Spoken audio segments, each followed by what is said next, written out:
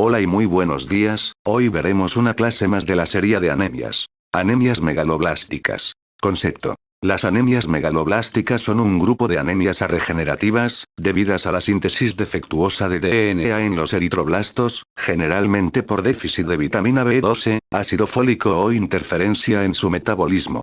Aunque en otras enfermedades pueda existir, entre diversas alteraciones, cierto grado de maduración megaloblásticas en los eritroblastos, como en los síndromes mielodisplásicos o en la eritroleucemia, no las incluimos conceptualmente como anemias megaloblásticas ya que no es este el carácter fundamental, y el tratamiento y la evolución clínica son claramente diferentes. Pseudomacrocitosis, macrocitosis no megaloblástica y megaloblastosis no macrocítica. En primer lugar, debe tenerse en cuenta la existencia de pseudomacrocitosis, que puede deberse a la reticulocitosis intensa o acúmulos eritrocitarios. El contador automático los cuenta como grandes hematíes, como los debidos a crioaglutininas, fenómeno de Rowle-Hawkes, hiperglucemia grave, EDTA en la muestra, hiperleucocitosis o envejecimiento de la muestra. En segundo lugar, hay macrocitosis no megaloblásticas como la del alcoholismo, probablemente la más frecuente, síndromes mielodisplásicos, aunque en ocasiones en estos puede haber megaloblastosis, hepatopatía crónica, hipotiroidismo, aplasia medular, EPOC, tabaquismo, embarazo, recién nacidos, macrocitosis familiar benigna y hasta un 8% sin causa aparente.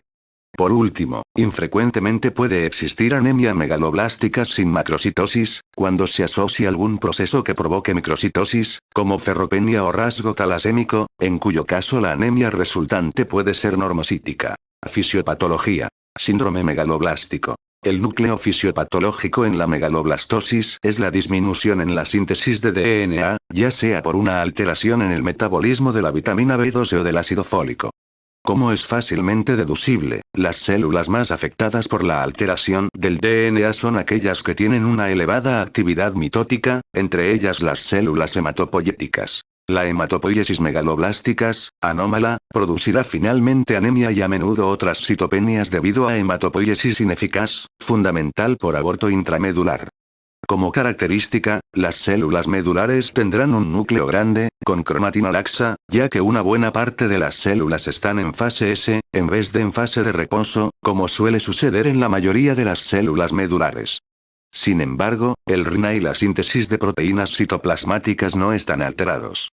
Se producirán así células grandes con la característica disociación núcleo-citoplasmática o asincronismo madurativo. Es decir, el núcleo aparecerá más grande e inmaduro, mientras que el citoplasma corresponderá al estadio madurativo. La médula ósea es típicamente hipercelular con hiperplasia eritroide.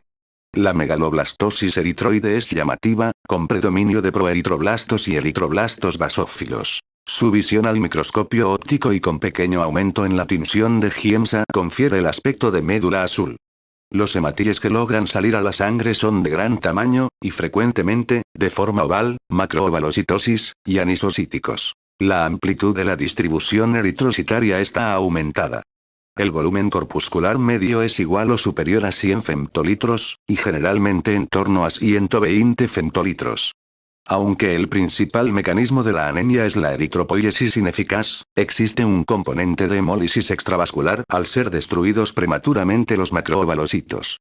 Todo ello explica la elevación moderada de LDH y bilirrubina indirecta aunque, a diferencia de las hemólisis, los reticulocitos no son altos como corresponde a una anemia regenerativa. La serie granulocítica también sufrirá cambios característicos, en la médula el ya citado asincronismo y con elementos de gran talla. Son típicos los metamielocitos gigantes. Si el aborto medular es grande, puede encontrarse leucopenia. En sangre, la principal característica es la hipersegmentación de neutrófilos o pleocariocitosis. Menos aparentes suelen ser las anomalías en los megacariocitos, como la hiperlobulación nuclear. Por último, otras células del organismo con alta actividad mitótica, mucosa oral, lengua, estómago, vagina y cuello uterino, pueden mostrar cambios megaloblásticos. Clasificación general etiopatogénica. Las anemias megaloblásticas pueden clasificarse en tres grupos etiopatogénicos. Por déficit de vitamina B12, por déficit de ácido fólico y por otros mecanismos, sin déficit de ninguna de estas vitaminas. El metabolismo de la cobalamina y los folatos están interrelacionados. Déficit de vitamina B12. Anemia perniciosa. Concepto. Esta denominación, que obedece al grave pronóstico de los primeros casos descritos en un momento en que no se conocía su origen ni se disponía de tratamiento eficaz, resulta inadecuada en la actualidad. En ella, debido a una gastritis atrófica autoinmune, existe un déficit de factor intrínseco con la consiguiente falta de absorción de la vitamina B12. El déficit de vitamina B12 produce anemia megaloblásticas y, en ocasiones, alteraciones neurológicas. En la forma habitual, adquirida y del adulto, conlleva un déficit del factor intrínseco y otras secreciones gástricas, como el ácido clorhídrico. Existe una rara forma congénita en la que solo existe déficit en la secreción del factor intrínseco con secreción gástrica, por lo demás, indemne. La enfermedad afecta a adultos en torno a los 60 años y muchas veces mayores, pero no es exclusiva de esas edades, pues el 25% de los pacientes son menores de 50 años. Dentro de los caucásicos es más frecuente en los de origen escandinavo y noreuropeo que en los del área mediterránea, aunque actualmente la diferencia no es tan grande. Etiopatogenia. Existen algunos datos constitucionales, piel clara y ojos azules, encanecimiento precoz, que sugieren una predisposición personal o étnica. Asimismo, algunos datos parecen sustentar cierto carácter genético. La anemia perniciosa es más frecuente en algunas familias y los familiares de enfermos, aunque no tengan la enfermedad, presentan alta frecuencia de autoanticuerpos o enfermedades asociadas a la anemia perniciosa. Se observan con cierta frecuencia ciertos haplotipos. El núcleo patológico de esta enfermedad no es la anemia, sino la gastritis atrófica y el consiguiente déficit de factor intrínseco. Aún no se conoce bien la etiopatogenia y la fisiopatología de todas las alteraciones clínico-biológicas, aunque evidentemente se trata de un proceso autoinmune cuya diana son las células parietales del estómago y el propio factor intrínseco. La gastritis atrófica afecta fundamentalmente al cuerpo gástrico, aunque en ocasiones también al antro. Se caracteriza por atrofia epitelial, con posibilidad de metaplasia intestinal e infiltrado linfoplasmocitario.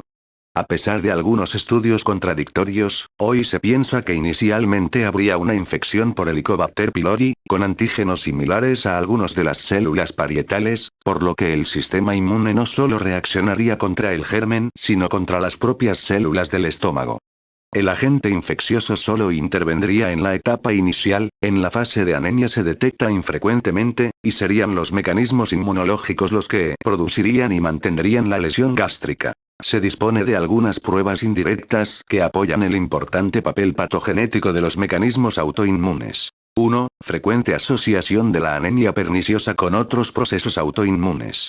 2. Infiltración linfoplasmocitoide de las lesiones gástricas, propia de los procesos inmunes, y 3. Tratamiento con corticoides o azatioprina que puede producir respuestas parciales de la anemia.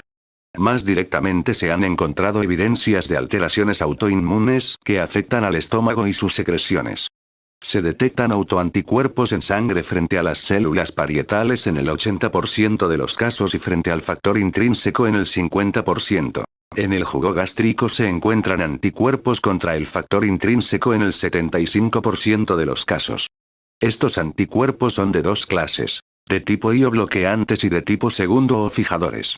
Estas alteraciones de la inmunidad humoral no son por sí solas suficientes para producir la enfermedad. De hecho, hay casos en los que no se detectan autoanticuerpos y otros de agamaglobulinemia que desarrollan la enfermedad. Finalmente se producirá una gastritis atrófica con déficit de secreciones gástricas, principalmente de ácido clorhídrico y de factor intrínseco y, por tanto, elevación de los niveles plasmáticos de gastrina y descenso del pepsinógeno.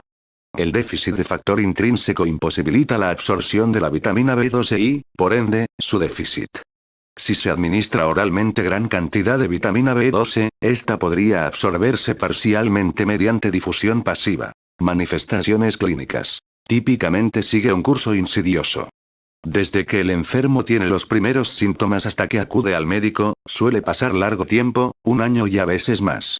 Otra característica es que, en el momento del diagnóstico, la anemia frecuentemente es grave, en ocasiones, en torno a 5 gramos por decilitro de hemoglobina, aunque tolerada por su lenta instauración que hace que los pacientes presenten aparente buen estado general para el grado de anemia.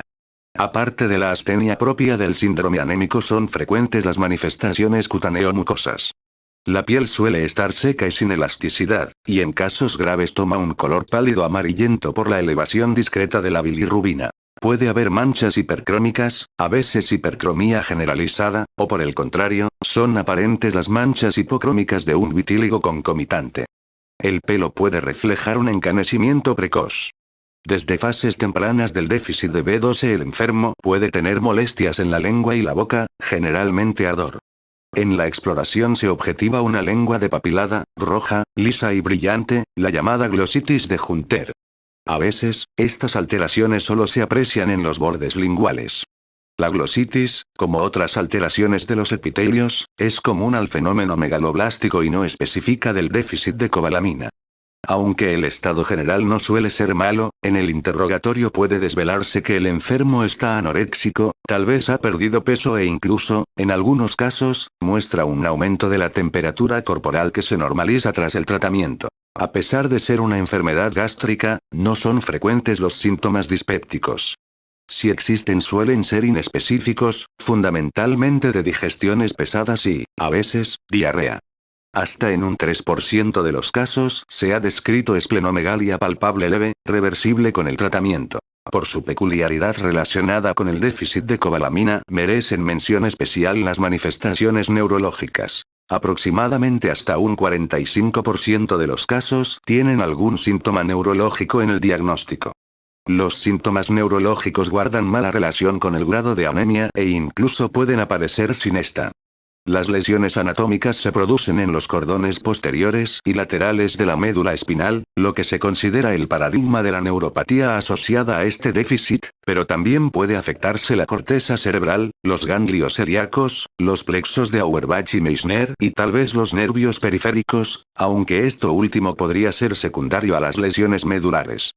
Clínicamente, las manifestaciones pueden ser parestesias en pies y manos, falta de fuerza muscular, marcha atáxica, signo de Romberg, espasticidad, signo de Babinski, hiperreflexia, pérdida de memoria y, a veces, cuadro psicótico. Las enfermedades autoinmunes que se asocian con más frecuencia son tiroiditis autoinmune, vitíligo y diabetes tipo 1. Algunos pacientes presentan un síndrome poliendocrino autoinmune tipo 2. Diagnóstico. Para realizar el diagnóstico de anemia perniciosa es preciso demostrar al menos que existe déficit de vitamina B12 y que ésta se debe a una gastritis atrófica con déficit de factor intrínseco para ocasionar la malabsorción de la vitamina. El hemograma y el análisis bioquímico mostrarán las alteraciones citadas en el síndrome megaloblástico, aumento de LDH, bilirrubina indirecta, etc. El déficit de vitamina B12 se pondrá de manifiesto mediante su determinación en suero. Solamente valores por debajo de 100 picogramos por mililitro son inequívocos, mientras que pueden ser o no representativos de déficit real valores entre 150 picomoles por litros y el nivel bajo de la normalidad. Para demostrar la malabsorción que se corrige con factor extrínseco es ideal el test de Schilling, pero actualmente está en desuso por la falta de disponibilidad comercial de los reactivos isotópicos. En su lugar, otras pruebas pueden ayudar al diagnóstico. Determinación de anticuerpos frente al factor intrínseco, dada su especificidad, corroborará el diagnóstico, aunque su negatividad no lo excluye, al ser poco sensibles. Por el contrario, los anticuerpos frente a células parietales y antibomba de protones son más sensibles, pero menos específicos. La determinación basal, antes de iniciar tratamiento, de la homocisteína y el ácido metilmalónico sirve de ayuda en el diagnóstico, pero más aún para seguir el efecto del tratamiento. La homocisteína está elevada tanto en el déficit de vitamina B12 como en el de folato, mientras que el ácido metilmalónico solo aparece aumentado en el déficit de B12 y es normal en el de ácido fólico. El aspirado medular verifica el cambio megaloblástico, y aunque rara vez es imprescindible en la práctica, puede ser especialmente útil en casos en los que se plantee duda diagnóstica con un síndrome mielodisplásicos. La gastroscopía con toma de biopsias debe incluirse en el estudio inicial para demostrar la gastritis atrófica y descartar el carcinoma gástrico o un tumor carcinoide relacionado con la hipergastrinemia persistente. Por último, la respuesta al tratamiento con vitamina B12 parenteral confirmará el diagnóstico y su fracaso haría replantear el mismo. Tratamiento y seguimiento. Excepcionalmente, en enfermos graves, en general ancianos, cuya anemia ocasiona insuficiencia cardíaca o ángulo inestable, puede iniciarse el tratamiento con la transfusión lenta de una unidad de concentrado de hematiles, mediante administración conjunta de 20 o 40 miligramos de furosemida, ya que existe alto riesgo de sobrecarga. El tratamiento consiste en la administración de vitamina B12, en forma de cianocobalamina o hidroxicobalamina, por vía parenteral. La hidroxicobalamina ofrece cierta ventaja, al menos teóricamente, ya que se retiene más que la cianocobalamina. Los productos de liberación retardada no ofrecen ventajas reales y son más caros. No hay ninguna pauta estandarizada de tratamiento. Tal vez todas ellas aportan más vitamina B12 de la realmente necesaria, lo cual es fácil de deducir al saber que enfermos que han dejado el tratamiento de mantenimiento han tardado de 1 a 10 años en recaer. Estos datos ponen en entredicho la tradicional periodicidad mensual o bimensual del mantenimiento. El tratamiento conlleva dos fases. Una primera de ataque durante el primer mes, dirigida a la reposición rápida de los niveles de cobalamina e inicio de represión de depósitos, y una fase de mantenimiento, de por vida. El tratamiento de ataque consiste en la inyección intramuscular de 1000 miligramos diarios durante la primera semana, y después 1000 miligramos semanales durante 3 semanas, total 4 semanas. A partir de entonces se inicia el tratamiento de mantenimiento con 1000 miligramos cada 2 meses durante toda la vida, aunque se admite que serían suficientes de 100 a 200 miligramos. La principal diferencia entre las pautas más usadas en Estados Unidos y la empleada en algunos lugares de Europa reside en el mantenimiento. Mientras que en Estados Unidos suele administrarse una inyección mensual, en algunos países europeos se indica una dosis cada 2 a 3 meses. Si la anemia es grave y, sobre todo, si el enfermo es anciano, es prudente comenzar el tratamiento en el hospital. Solo rara vez la vitamina B12 producirá una reacción alérgica que impida el tratamiento parenteral. Más común es que se produzca hipopotasemia, ocasionalmente fatal, como consecuencia de la gran producción hematopoyética. En estos casos se vigilará con atención y se suplementará según los niveles de potasio, especialmente importante en enfermos con digitálicos o diuréticos. El incremento de reticulocitos se puede apreciar desde el segundo día y es máximo entre el sexto y 10º día. Debe seguirse el estado del hierro, ya que con la hematopoiesis acelerada el hierro de depósito puede descender por debajo de valores normales. En el resto de los casos se iniciará el tratamiento ambulatoriamente. Con frecuencia se conocerá antes el resultado del aspirado medular que los niveles de ácido fólico y B12. En estos casos, el tratamiento se inicia con B12 más ácido fólico hasta que se tenga el resultado de estas vitaminas, con toma previa de muestras. No se debe administrar ácido fólico solo, porque puede agravar las lesiones neurológicas propias del déficit de vitamina B12 si se tratase de un déficit de esta vitamina, al incrementar su consumo. Al cabo de la primera semana se controlará al enfermo con un nuevo hemograma, reticulocitos y estudio del hierro. Si la respuesta es adecuada se continuará a la pauta de B12 parenteral y se completará el estudio diagnóstico. La anemia generalmente se soluciona en un mes o mes y medio. En casos de pancitopenia, la recuperación de las plaquetas es más lenta que la recuperación de la eritropoiesis. Las manifestaciones neurológicas pueden mejorar aunque, según el tiempo del déficit, algunas lesiones serán irreversibles. El déficit neurológico que persiste tras 6 meses o un año de tratamiento puede considerarse irreversible. El seguimiento a largo plazo de los pacientes debe hacerse anualmente con hemograma y bioquímica que incluya homocisteína, o ácido metilmalónico, mejor que con niveles de B12. Al principio debe monitorizarse con el estudio completo del hierro. La decisión de realizar o no gastroscopia y biopsia y con qué frecuencia es un asunto controvertido aunque, mientras no haya datos basados en pruebas al respecto, se recomienda este estudio cada 2 a 4 años. Déficit de vitamina B12 por otras causas. Déficit alimentario. Es raro que ocurra. Puede verse en vegetarianos estrictos, sin huevos o lácteos, en lactantes alimentados con leche materna de madres vegetarianas o con déficit de vitamina B12. Estos casos responden al aporte oral adecuado. Intervenciones quirúrgicas sobre el estómago. En la gastrectomía total se producirá indefectiblemente también un déficit de B12, ya que se han eliminado las células gástricas secretoras de factor intrínseco.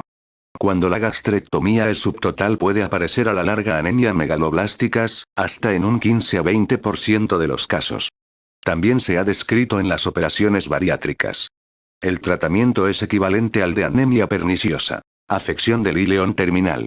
La resección quirúrgica, el bypass o la ileitis terminal de Crohn impedirán la absorción vitamínica. El sprue tropical es una enfermedad en la que existe malabsorción de vitamina B12 y ácido fólico. La malabsorción familiar selectiva es una rara enfermedad autosómica recesiva que produce en niños pequeños malabsorción de vitamina B12, proteinuria persistente y frecuentes anomalías del sistema urinario. La pancreatitis crónica con insuficiencia exocrina ocasiona un déficit en la proteólisis de las proteínas R fijadoras, y estas compiten favorablemente por la vitamina B12 en contra del factor intrínseco. Medicamentos. Ocasionalmente puede observarse malabsorción de vitamina B12 al tomar colchicina, clorato potásico, colestiramina, neomicina, óxido nitroso, en anestesia o uso de biguánidas, metformina, e inhibidores de la bomba de protones, omeprazol. Competencia por la vitamina B12. El excesivo crecimiento bacteriano que puede ocurrir en síndrome de Lassa ciega, diverticulosis yeyunal, fístula ileocólica, zonas estenóticas en el intestino delgado u otras alteraciones intestinales producirá una competencia por la vitamina B12 y puede ocasionar su déficit. El botriocéfalo, un parásito capaz de infestar al ser humano cuando lo ingiere en el pescado crudo o insuficientemente cocinado, es un ejemplo bien estudiado de competencia por la vitamina B12. Aunque el botriocéfalo se encuentra en diversas zonas del planeta, produce déficit de B12 especialmente en Finlandia. La corrección quirúrgica de la anomalía intestinal, el tratamiento antibiótico y la expulsión de los parásitos corrige el déficit de absorción. En algunos casos puede ser necesario, además, administrar la vitamina por vía parenteral. Por último, cabe citar que los enfermos que llevan largo tiempo en diálisis pueden tener un déficit de vitamina B12, cuyo mecanismo se desconoce. También puede existir déficit de folato, más raro, por pérdida del mismo en cada diálisis.